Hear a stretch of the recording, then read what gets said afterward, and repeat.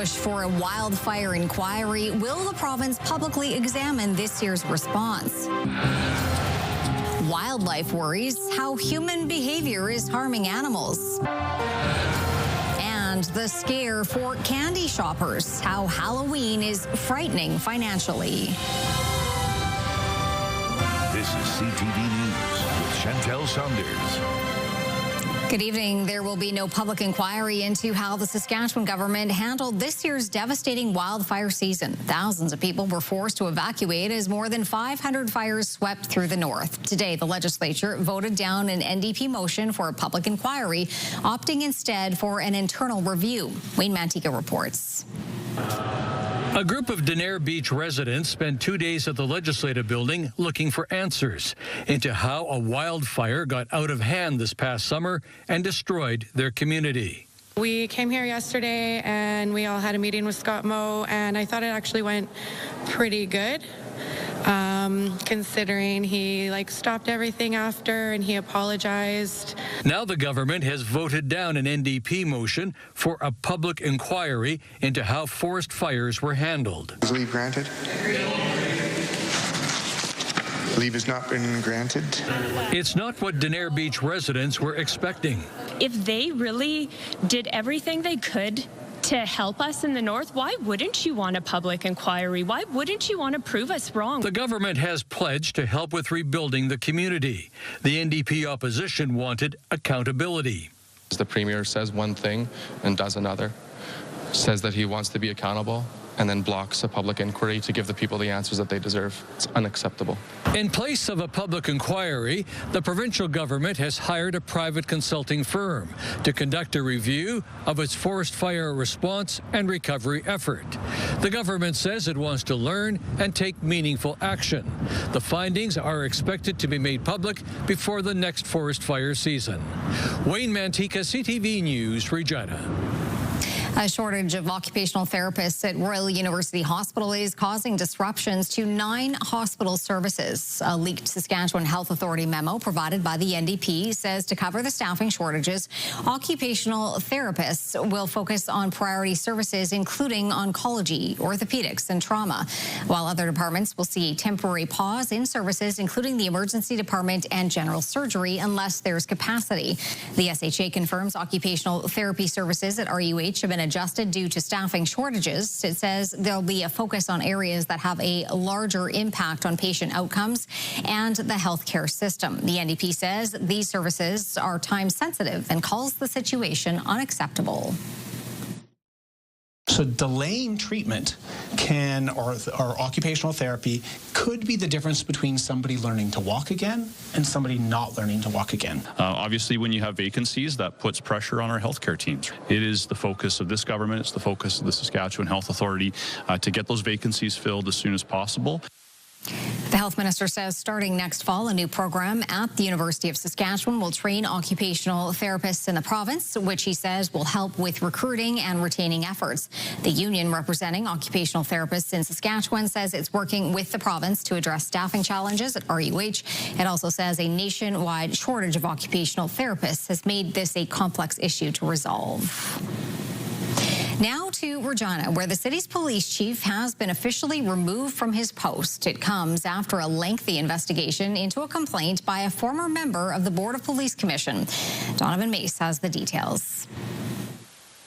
The board has made the decision to terminate Chief Shake's employment contract with cause. Regina's Board of Police Commissioners announcing Farouk Sheikh has been removed from his position as Chief of Police after allegations of misconduct. The board feels strongly that a change in leadership is necessary to ensure continued public trust and confidence in the Regina Police Service. Sheikh was placed on leave in early April as the Public Complaints Commission investigated the complaint from a member of the public who also served on the board. The investigation looking into 2 disciplinary areas. The first based on 2 allegations that Sheikh used his position as chief to influence the board member to vote in favor of amendments to his employment contract, a claim the PCC finding unsubstantiated. And and that Sheikh used his influence to remove the complainant from the board, which the investigation found no evidence of. Now, the second claiming Sheikh engaged in a major discipline offense of discreditable conduct, which the PCC concluded as substantiated. The investigation evidence showed that Chief Sheikh engaged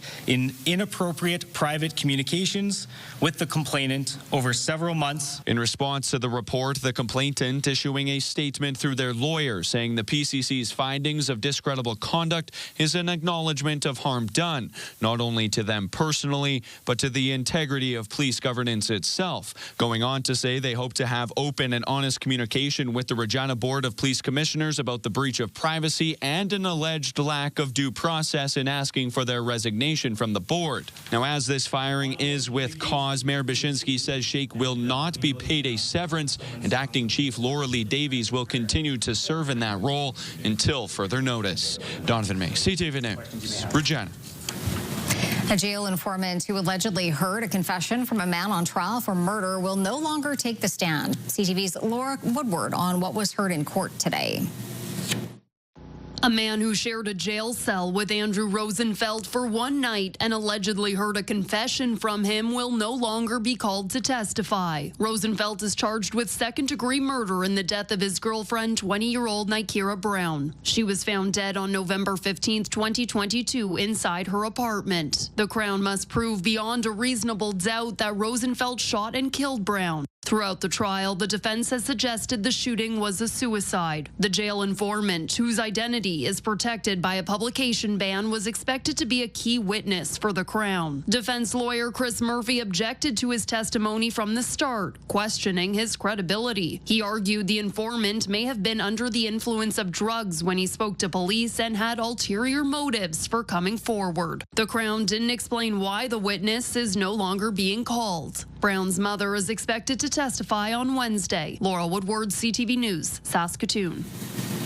Jury members in the murder trial of a man accused of killing a 19-year-old Regina man in 2006 are a step closer to finding out why the police felt it had enough evidence to lay a charge after an almost 20-year investigation.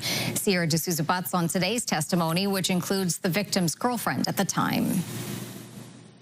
A group of individuals who were driving around Regina Beach the same night Misha Pavlik died at a campground in the area testified here at Court of King's Bench during the second-degree murder trial of a man accused of killing him. Pavlik died at a high school graduation party in May of 2006 near Last Mountain Lake. One witness, who cannot be identified under the Youth Criminal Justice Act, as she was 18 years old at the time, telling court she came forward with new information after hearing a police podcast about the case that was released in 2021. Testifying, she was traveling with a group of people who parked at Regina Beach the night of the incident and was later approached by a few people, including the accused. Saying, quote, "We were parked in the van. The accused came up to the driver's side. He was really excited about just stabbing someone." Another witness, Daniel Price, telling court he saw one person showing blood on their body. However, it was not the accused. Court also hearing from Pavlik's former girlfriend at the time, who also can't be identified, saying she only became aware Pavlik was at the party upon arriving. Adding she was accompanied by a group of friends, including Andrew Perkins, her boyfriend at the time, who Pavlik said always made comments about wanting to fight. Telling the jury she was physically in between Pavlik and Perkins when Pavlik allegedly hit Perkins with a bottle, leading to all three of them being on the ground. Eventually, the fight stopped, the witness saying she walked away. Shortly after, when she saw Pavlik again, he was on the ground surrounded by a group of boys kicking him. Telling the court, "At that point, I don't think we knew Misha was stabbed. I knew he was hurt." Adding, she held his hand, called his father, and then called the ambulance.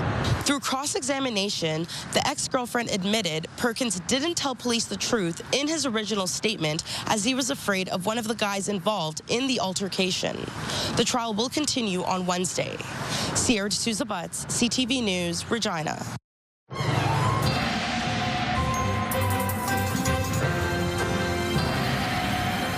Jeff, that wind was a bit cool today. Yeah, it was a bit cool indeed. Gray skies in some places dealing with some shower activity. And as we make our way into the next 12 hours, it looks as though those unsettled conditions are going to stick around, in some cases intensify, because we do anticipate rain-snow mix. And that's probably going to hang around for some places for a couple of days, but then things will calm down before Halloween. But it's still going to be a bit on the cool side. We'll talk about those numbers later on. Classes were canceled at Centennial Collegiate today following a fire at the school. Firefighters were called at about 8 o'clock this morning and arrived to find smoke coming from one of the school's portables. Crews discovered the small roof fire was caused by some welding being done. Everyone got out safely, but because of poor air quality, students and staff were sent home for the day. An estimate on damage is not known yet. A fire at the Meadow Lake Pulp Mill has kept crews busy over the last couple of days. The fire started at about 8:30 yesterday morning at one of the log piles on site. No injuries were reported, but fire crews remained on scene overnight and were still monitoring the situation this morning. Significant damage to the wood on site was reported, but the mill itself was not damaged. We've had aerial water support provided as well to contain this fire. And so we're just extremely grateful to all the fire crews and emergency personnel that have responded so well and worked throughout the night and have managed to deal with this in a very positive way. Crews were still on the ground managing the fire this afternoon. An inmate serving time at Saskatchewan Penitentiary has died. The Correctional Service of Canada says Craig Papaquash died on Saturday while serving a sentence of 10 years, 3 months, and 16 days. The 36-year-old sentence began in 2018. There's no word on what contributed to his death, but the CSC says it will review the circumstances. Officials in Prince Albert National Park are alerting park users after 2 elk were found tangled in human materials this month. As Carla Shinkerick tells us, this is a common occurrence in many areas, and the outcome is often fatal for the animals. Prince Albert National Park is known for its elk roaming freely, and that's why 2 incidents this month with elk getting tangled in netting has park officials reminding everyone to keep wildlife safe. Receiving calls from concerned visitors about an elk in distress with some kind of netting or something tangled in its face and antlers. In that first incident, a visitor saw the animal near the Heart Lakes Marina. Parks experts then jumped in. Resource conservation staff were able to safely immobilize the elk and untangle the netting. The elk's been seen around the town site, apparently happy and healthy. Then this happened 10 days later. And the second one, a report of an elk running with fencing down Lakeview Drive, right across from the Red Deer campground. The fact that it's mating season could be a factor for the increased incidents. We share the landscape with wildlife, and it often means that we've just got to take some effort on our part to take that extra step to making sure that we're taking care of this landscape that we're a part of. He says there have been other incidents in the park in the past where animals have become tangled, which have been fatal for the animal, so he urges people to be proactive. As we were looking around, we noticed a few other potential hazards for elk in and around Waskesiu. Parks Canada recommends that properties be kept clear of any kind of entanglement hazards. So any kind of temporary fencing to protect trees or gardens. And at Living Sky Rehabilitation in Saskatoon, they also see this issue. We get a call about an animal in distress probably about once a week. Suburbs are the busiest with calls like these. Snap traps, sticky traps, kites, and any other kind of string that gets left around. So it can be incredibly dangerous. If traps are being put outside, she suggests hiding them from birds to avoid this. Meanwhile, at Prince Albert National Park, they're taking note of any hazards to eliminate risk to animals. Carla Shinkerick, CTV News, Saskatoon. Halloween is just days away, but the fright for some isn't just coming on the night itself. As Keenan Sorokon reports, candy is proving to be costly and could scare some people into rethinking what they hand out. was just wondering, I guess. Spooky season started a little early this year for Halloween shoppers looking to stock up before Friday. The treats are smaller. Everything there's fewer in a bag and they're more expensive. Dalhousie University's annual Halloween treat cost report says Canadian households are spending 10 to 20% more on Halloween candy this year. And there's a few forces coming to a head that's driving that price increase. West Africa, which supplies most of the world's cocoa, was hit with heavy rains in 2023 and drought in 2024, dwindling the supply. Add that on top of increased demand because of Halloween falling on a Friday, and it further increases the price. The combination now of some global cocoa production that's been reduced, along with demand that's going up, is creating a real price crunch right now. Companies counteract this by offering less for similar prices. Shrinkflation is weaving a thread through all of these conversations now, and you've got a situation in which, and because of smaller quantities, people seem like they're getting less bang for their buck. But with Halloween just days away, shoppers are finding a way to justify the price out of fear of not having any candy when the trick-or-treaters come knocking. It's a little expensive, but I mean, it's once a year. Candy is candy. Yeah. So you gotta have it. I'm going to buy it. Willoughby wonders, with shrinkflation here to stay and chocolate prices unlikely to decrease even in good crop years, if more people will look to other candy instead of offering less. This is the new reality. I think you're going to be seeing people look for alternative ways, for alternative treats to provide that may not be such a claim on the pocketbook. Keenan Sorakan, CTV News, Saskatoon. Cameco and Brookfield have announced an $80 billion nuclear deal with the United States. The deal will see the U.S. arrange financing for at least $80 billion worth of nuclear reactors south of the border. The deal is part of President Trump's plan to ramp up the artificial intelligence industry in the U.S. The reactors are expected to generate reliable power for energy grids and data centers. Cameco says the deal will support growth for the company's nuclear products, services, and technologies. A significant donation will support medically inclusive childcare classrooms at Hope's Home. The Ewell family gifted $250,000 to Hope's Home. There's No Place Like Hope campaign. The donation will help outfit one of the classrooms with ceiling tracks to support children with restricted mobility. Nursing care can be provided directly in the classroom, facilitating inclusivity and improved care for all kids. Hope's Home is Saskatoon's first medically inclusive childcare center, caring for 144 children across 2 centers. Still to come, a look at the Marathon Jays game that left Canadian fans disappointed. Also, how Mark Carney knew how much he knew about the tariff attack ads launched by Ontario.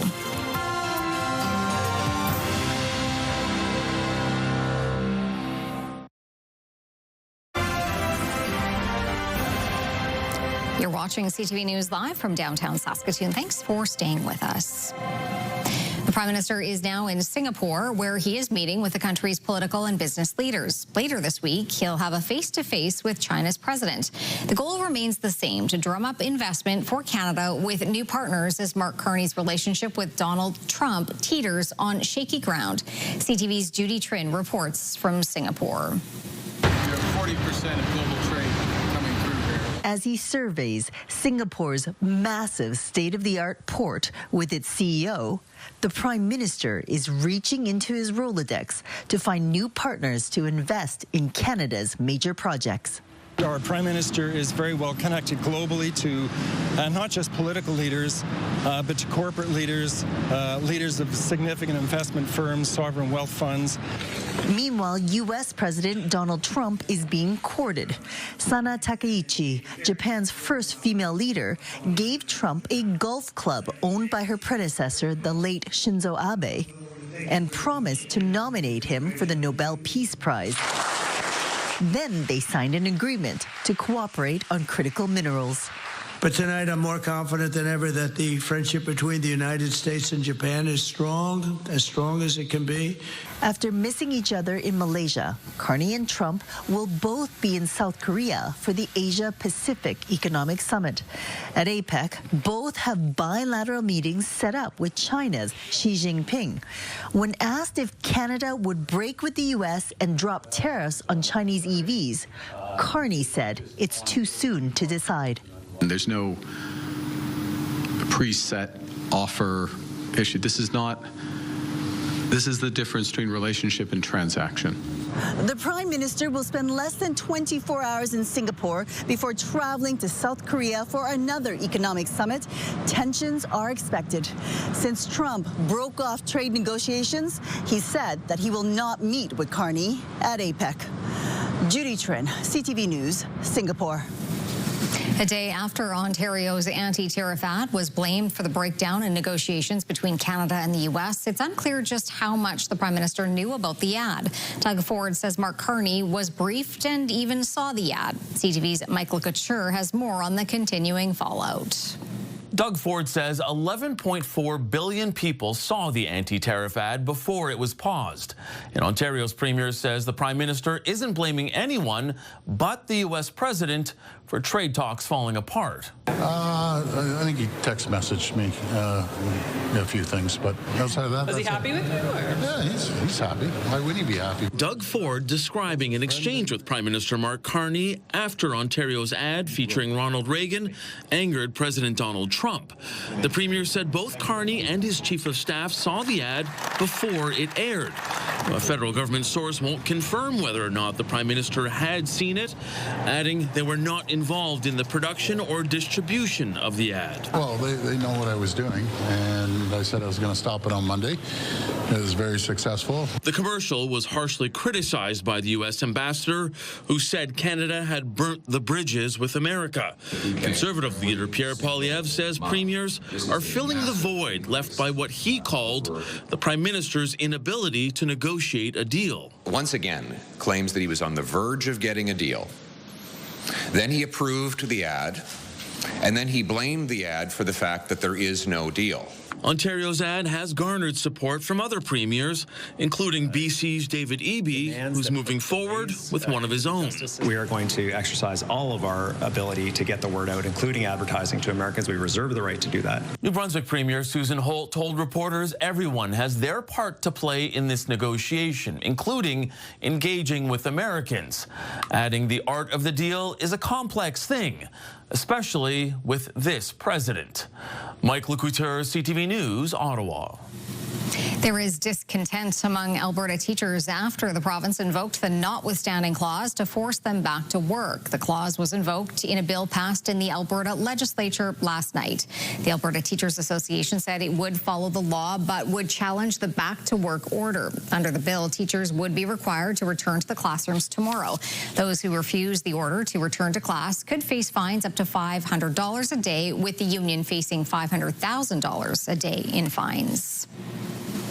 Jamaica is on high alert and preparing for the worst as a monstrous Category 5 Hurricane Melissa is unleashing its full fury on the island nation. CTV's Scott Hurst with the latest.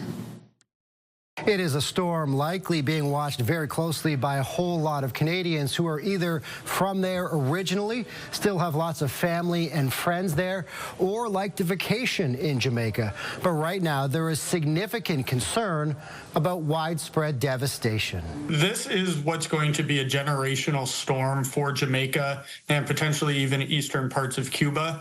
The island nation is bracing for catastrophic damage, the worst storm in Jamaica's recorded history to officially make landfall. Residents and tourists alike are being told to brace for impact. It is an extremely dangerous storm and a potentially life-threatening situation.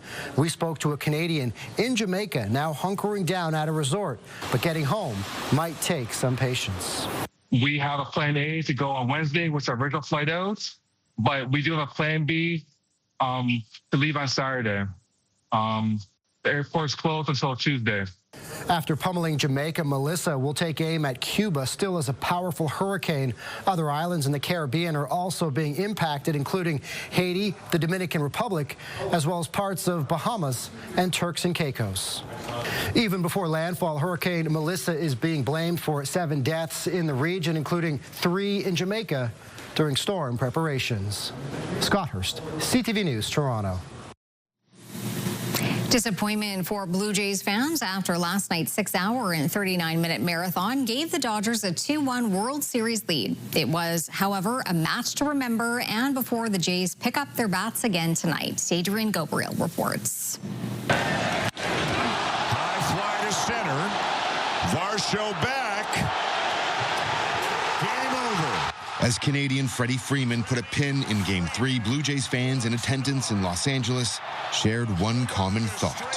How are you feeling? Tired. And with good reason. The 18-inning game that tied a Major League record for the longest in World Series history took 6 hours and 39 minutes to complete. 19 pitchers took to the mound for both the Jays and the Dodgers. Combined, they threw 609 pitches. My heart has never beaten so fast. Too many bases loaded and no runs. Too many innings, no runs. While draining at times for fans and players, there were also moments of levity,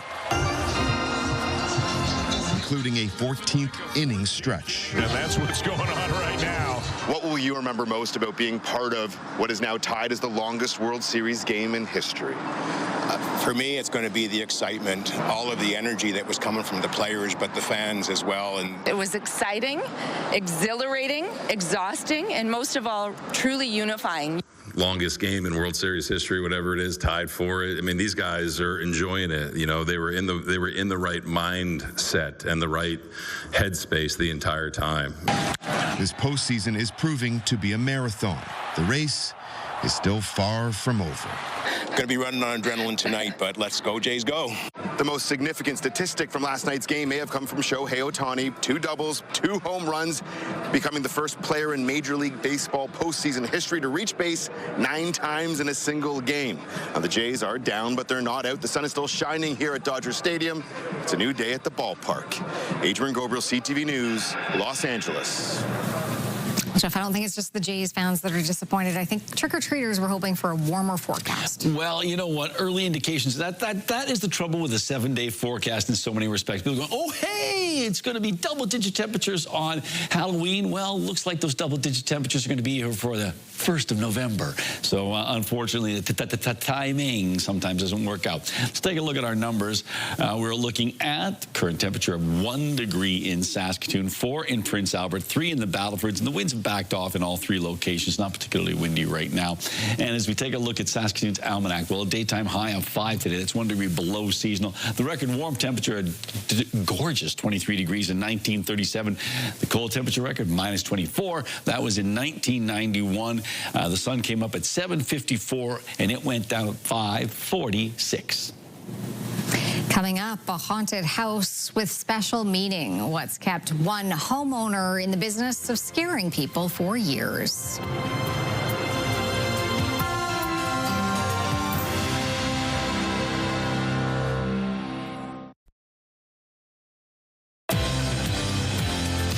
Watch MasterChef Canada tonight right here on CTV. Then join us tomorrow on Your Morning when we talk to the latest eliminated chef about their experience.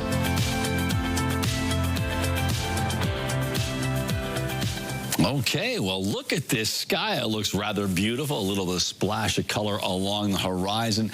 In terms of color, I mean orange. And then, of course, we've got some nice clear skies. And we might see a little cloud cover, maybe the chance of some showers in the overnight period. We do have this big low we'll talk about in just a second or two here. In fact, let's talk about it right now. That low is still cycling around. You can certainly see this counterclockwise motion up here in northern Saskatchewan. But we're really keeping our eye. A lot of active weather out in BC, and some of this action is coming our way. It's going to make its way through Alberta and ultimately into Saskatchewan. But initially, we were going to be dealing with the first low that came through. But the second low will really have much more of a punch. 1 degree in Saskatoon right now, 4 in Prince Albert, 3 in the Battlefords. Our hot spot and our cold spot is the same spot, and this happens often, in particular with Val-Marie. Val-Marie, 10 degrees today for a daytime high, and last night it dropped down, or at least in the last 24 hours since midnight, I should say, minus 8 degrees. So there you go, the hot and cold spot. It's the same place. Taking a look at the current temperatures in Lloydminster right now, it's 1 degree, 3 in Swift Current and Estevan, 2 in Regina, 4 in Yorkton. In central parts of Saskatchewan, temperatures ranging from 0 degrees in Spiritwood up to 4 degrees. That's in Hudson Bay. Most locations hanging around that 2-degree mark. Making our way up north, well, it's 2 in South End and Laurentian. On the minus side, though, in Key Lake, 1 in Buffalo Narrows, 3 in Stony Rapids and Sandy Bay Island Falls. And down south, no temperatures really jumping up compared to our northern neighbors. We've got ourselves 4 degrees in Leader and Maple Creek, 5 in Elbow, 1 in Indian Head, 0 in Last Mountain Regional Park, and 3 degrees in Carlisle, 4 in Melville. So not much of a heat wave going on there. So taking a look at our futurecast, well, here you go. There's that low I was talking about. It sort of forms on the east side of the Rockies, and then, hello, it moves into Saskatchewan. In some places, we'll be dealing with snow. There will be a rain-snow mix, and other locations will be dealing with rain, as you can see that, with the different colors on the map there. Here we go. Let's take a look at tomorrow. So we've got ourselves a chance of a rain-snow mix in Buffalo Narrows, a high of 3 degrees, 2 for Stony Rapids and Key Lake, 7 in La Ronge.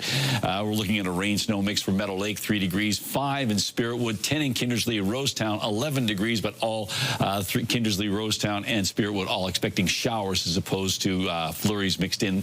Some showers expected in Outlook. Wind will be the dominant feature for Maple Creek, Leader, and Swift Current. Temperatures basically around 11 degrees in the southwest. In the southeast, a similar temperature pattern, expecting some showers in Regina, or showers in Moose Jaw, and some periods of rain in Regina, and then periods of rain expected in the Watrous area.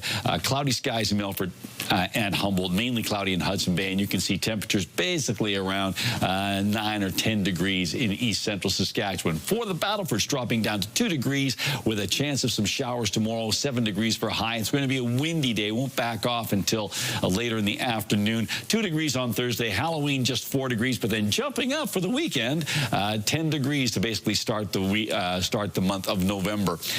We've got ourselves a slight chance of showers for Prince Albert tonight, minus 5 degrees. It warms up to 8 with periods of rain. The winds are on the moderate strong side. 3 degrees on Thursday with a chance of some rain, snow mix. Cloudy skies for Halloween and a high of 3 degrees. Warming up to on Saturday to 8 degrees, 9 on Sunday, staying at 8 on Monday with mainly sunny skies. 1 week from today, 6 degrees, which is slightly above seasonal.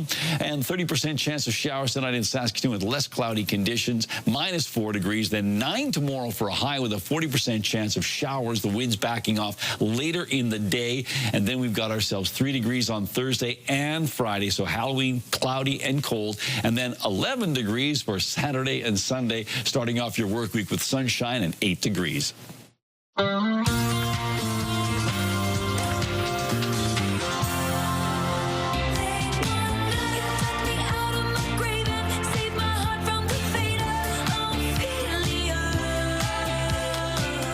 Taylor Swift is on the ballot for the 2026 Songwriters Hall of Fame. She joins Kenny Loggins, LL Cool J, Pink, as well as Canadian Sarah McLachlan, and the Guess Who's Randy Bachman and Burton Cummings, who are returning nominees. The Songwriters Hall of Fame was established in 1969 to honor those creating popular music. Members have until December 4th to vote for up to 3 nominees in each of the 2 categories.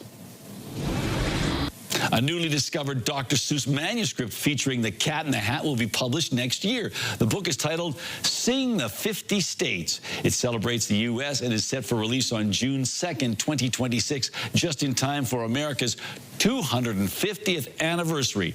The manuscript was discovered earlier this year at the Authors Library in California. It is the first full manuscript by Dr. Seuss to be found since 2015. And Jon Stewart says he wants to stay on as host of Comedy Central's The Daily Show after his current contract expires in December. Speaking at the New Yorker Festival in Manhattan Sunday, he said he's, quote, working on staying, end quote. Stewart first hosted The Daily Show from 1999 to 2015. He returned last year to host its Monday episodes. Correspondents with the satirical newscast have been taking turns filling in as host during the rest of the week. Stewart is one of the biggest stars on cable and outspoken in his opposition to President Donald Trump. He also has been equally outspoken about his support of late-night comedy. All right, Jeff, time for Pick of the Day. You've got a bit of a mixture for us. We do. It's a variety. Variety. A cornucopia of good taste. Here we go. This one comes to us from Joan. Hi, Jeff and Chantel. Our dog was having a heyday chasing up geese yesterday. This was taken a little while ago, but still, there's still plenty of geese in the fields. And yes, I know how dogs love to chase the geese. You know what? They never catch them. This next one, a very short message that comes to us from Lori. She simply says, at Green Lake. And I love the simplicity of this long and winding road. So that's a lovely shot. Thank you, Lori, for sending that one. I think Ian had something to do with this as well, I think.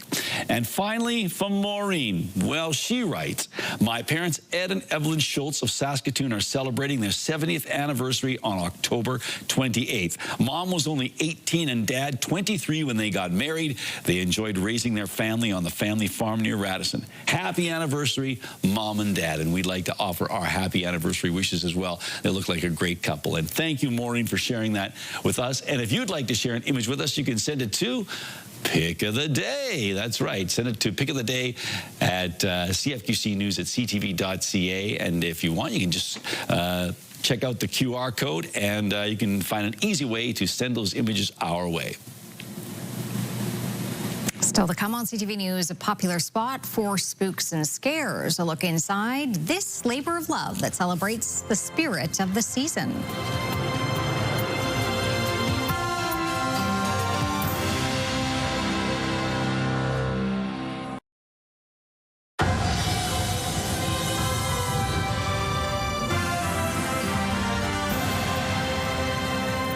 A man from Timmins, Ontario is getting ready to open his haunted mansion. It's been a popular venue every Halloween for nearly a decade. And as Ludia Chubuk tells us, it holds extra special meaning each year.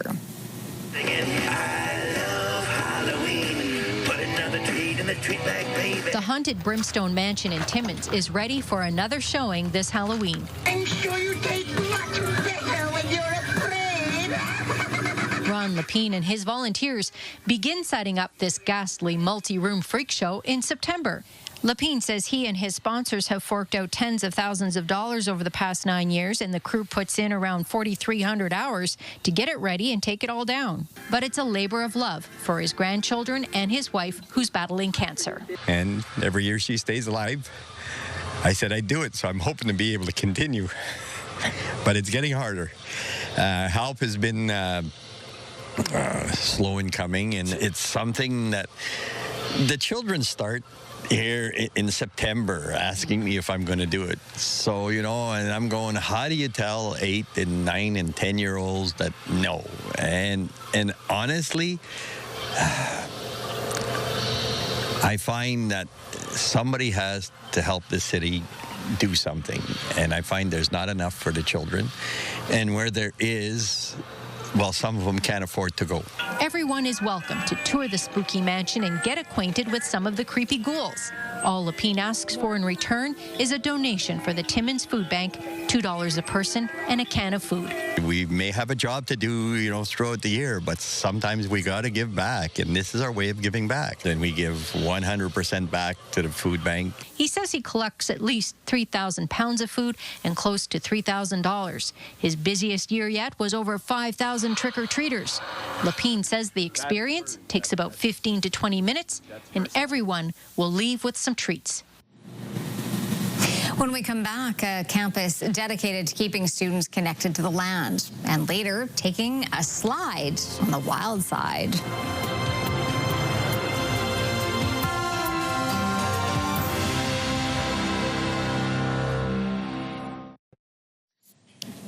All right, welcome back. It's time to take a look at our rural forecast for tomorrow. And, you know, temperatures, for the most part, are actually where they would typically be in late October. But let's take a look at the sky conditions. Yes, we've got ourselves some rain snow mix up around Meadow Lake. Watch us anticipating a bit more in the way of shower activity. Outlook some showers as well. 12 degrees, so 11 and 12 degrees. That's way above seasonal, but it won't feel like that because of the rain. 10 degrees in Wynyard, not anticipating rain in the Wynyard area, and mainly cloudy in Hudson Bay, and 8 degrees. Making our way down south, as you can see, double-digit temperatures in most locations, but we still have that swath of rain moving through central areas of southern Saskatchewan. And as you can see, towards the western side of the province, winds will be on the strong side. So let's take a look and see what's going on in Paradise Hill for tomorrow. We've got ourselves some showers, 5 degrees, and winds out of the northwest gusting to 50. They won't back off until later in the afternoon, late afternoon, I should say. And Paradise Hill, of course, is where internet plans of up to 1 gig are available from SaskTel.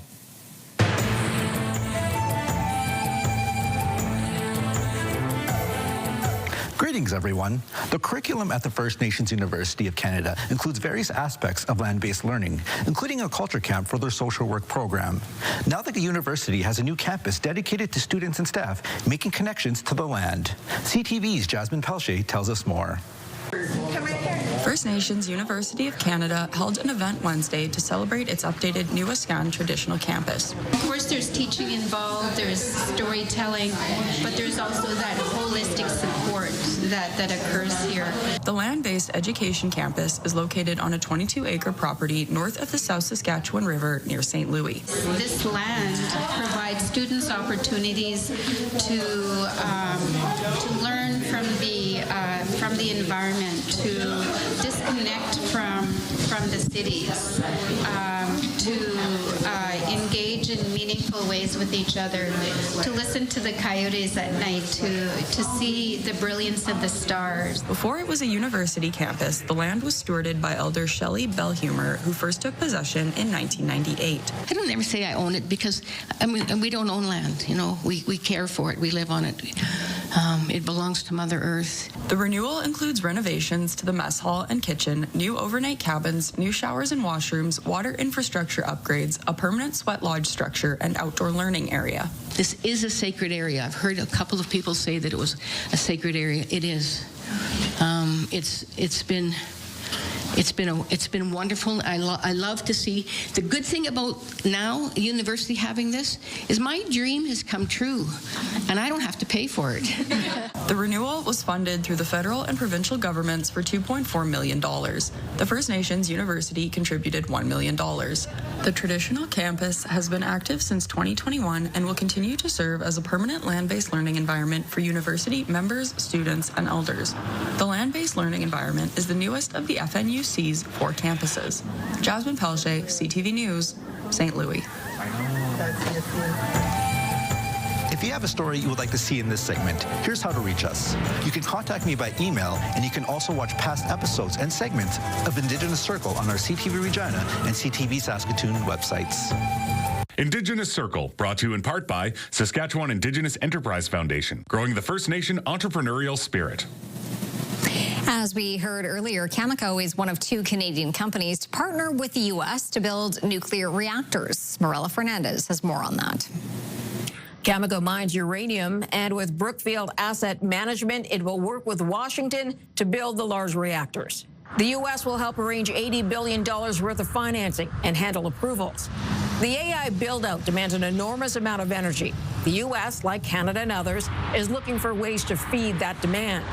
Cameco shares spiked more than 25% today on news of the agreement. Here are the closing numbers for the day. The Canadian dollar is up to 71.75. West Texas Intermediate crude is down more than $1 to 60.15. Western Canadian Select is down slightly to 48.60. And the TSX gained 143 points today. Those are your business headlines. I'm Marilla Fernandez. Coming up, the competition making waves. Then the perfect costume for thrill seekers.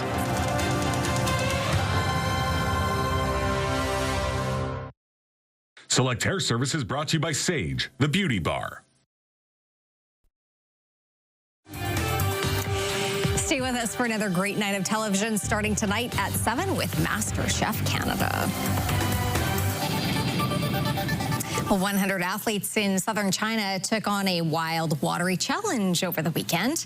This is the largest waterfall in Asia. Are you paying attention, Jeff? I am. The Huanggo Shu waterfall stands at nearly 80 meters tall and 101 meters wide. Besides solo canoeing over it, athletes also took part in a long-distance race in some nearby waterways, which present their own hazards.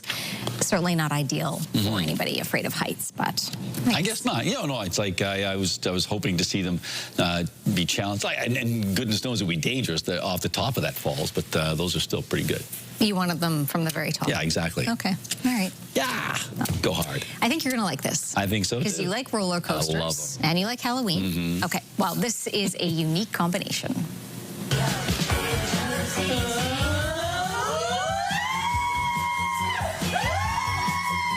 you have 4 friends? No. Okay, well, if you do, you just need some cardboard. This Calgary company came up with a roller coaster costume for their group last year, and it went viral with over 75 million views. So it's going to be hard to top this year. That is brilliant. Okay. It's a classic play on the the old lady costume and riding an ostrich, but that is brilliant. That's a genius costume. Actually, you only need 3 friends. Do you have 3 friends? Look. Okay.